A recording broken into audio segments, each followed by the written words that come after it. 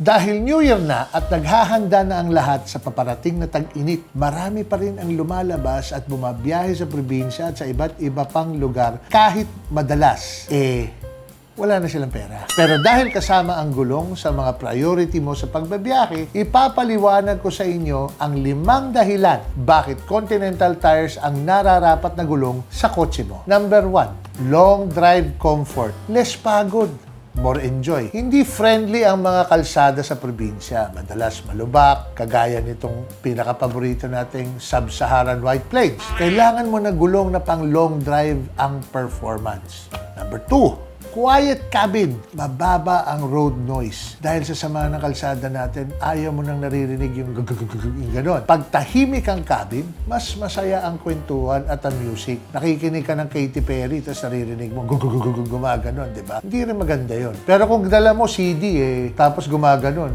nag-iiba yung boses talaga, di ba? Buti na lang may Spotify na. Number 3, stability at highway speeds. Kumpiyansa mo sa expressway. Sa NLEX, SLEX, TPLEX, Skyway, kailangan steady ang takbo. Walang magaspang para masarap ang biyahe mo. Number 4, makapit at steady.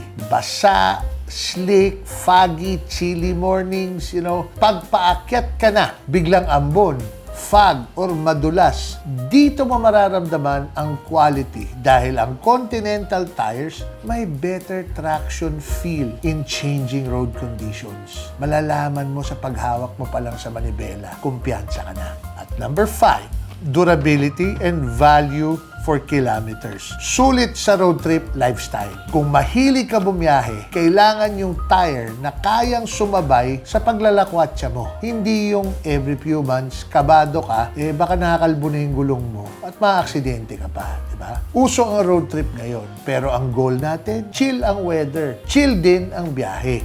Kaya dapat Continental Tires ang gamitin.